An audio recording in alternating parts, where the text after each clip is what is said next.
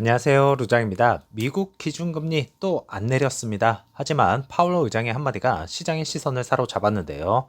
그리고 트럼프는 또 한 번 연준을 향해 불만을 폭발했죠. 도대체 무슨 일이 벌어지고 있는 걸까요? 2025년 6월 연준은 기준금리를 4.25%에서 4.5% 4회 연속 동결했습니다. 작년 12월 이후 무려 6개월째 금리는 그대로죠. 하지만 주목할 건 전망입니다. 연준은 올해 두 번 금리 인하할 거란 기존 입장을 유지했습니다. 그런데 연준 내부에서는 분열이 커지고 있다고 합니다. 9명이 2회 인하를 예상했던 3월과 달리 이제는 8명만 2회 인하, 7명은 아예 인하 없다. 나머지는 1회 또는 3회 인하를 받습니다.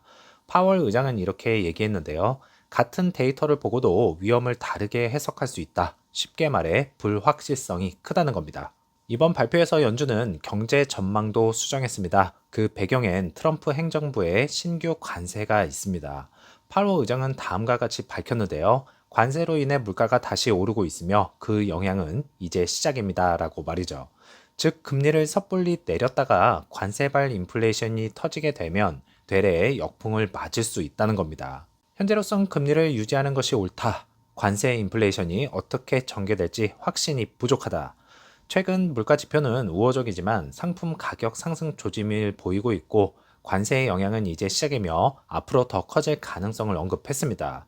다양한 시각 존재를 인정하면서도 같은 데이터를 보고도 다른 해석이 가능하다. 위원 간 의견차는 데이터가 더 들어오면 줄어들 것이라고 파월 의장은 설명했습니다. 하지만 이 상황을 트럼프는 전혀 다르게 보고 있습니다. 물가 상승은 없다. 성공만 있다. 금리 내려라. 심지어 이런 말까지 했는데요. 파월은 날 싫어한다. 내가 연준을 맡는 게 낫다. 연준 독립성을 중시하는 시장 입장에선 정치적 압박이 커지는 점도 불안 요소입니다. 연준은 이번에도 기다리는 전략을 택했습니다. 하지만 정책 결정자 간의 의견차, 그리고 트럼프의 개입 시도까지 더해지면서 앞으로의 방향성은 더욱 복잡해지고 있습니다. EV 섹터주는 리비아는 플러스 2%, 테슬라는 플러스 1%, 루시드는 플러스 3% 상승하면서 애프터 장에서는 마이너스 0.45% 하락하면서 끝이 났습니다. 오더플로우는 4거래일 연속 매도세가 나오고 있는 중이고요. 미디움과 스몰캡에서는 매수가 더 많은 것을 확인할 수 있었네요. 일목균형표 기준으로는 현재 구름대 내부에 갇힌 상태이며 기준선과 전환선 모두 주가 아래 위치해 있어서 중기 추세는 여전히 약세 구간입니다. 최근 캔들을 보면 작은 양봉과 도치 캔들이 반복되고 있습니다. 이는 투자자들이 방향성을 잡지 못하고 눈치 보기를 하고 있다는 뜻이겠죠. 그리고 중요한 포인트, 구름대 하단, 즉 2.5달러 근처에서 반복적으로 저항을 받고 있습니다. 만약 이 구간을 강하게 돌파하지 못한다면 다시 2달러 테스트 가능성이 매우 높다고 판단되고 있습니다. 또한 후행 스팬은 캔들 아래를 통과 중에 있고요. 즉 추세적으로도 아직 반등 확신은 부족하다는 신호일 수 있지만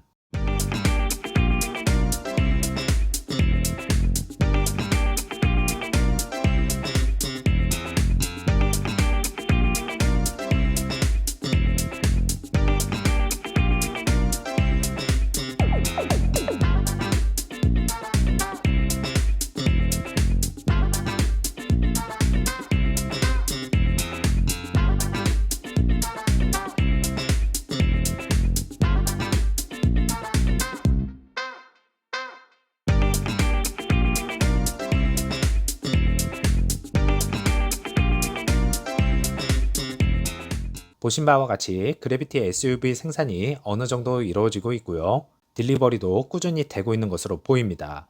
이와 같은 내용이 2분기 마감 때 생산량과 판매량이 좋은 흐름으로 발표된다면 2.5부를 강하게 뚫으면서 다시 반등 가능성이 높을 수 있습니다. 그리고 저희 구독자님께서 보내주신 그래비티가 국내에서 지속적으로 돌아다니고 있다는 것을 다시 한번 확인할 수 있었는데요. 아직은 이렇다 할 파트너십 등이 나오고 있지 않지만 이렇게 돌아다니는 걸 보면 자료 수집 같은 걸 꾸준히 하는 것 같습니다. 언제쯤 윤곽이 나올지 정말 기대됩니다. 즐거운 금요일이지만 장마로 인해서 비가 계속 내리고 있네요. 안전관리 잘하시기 바라겠고요. 다음 영상에서 찾아뵙겠습니다. 감사합니다.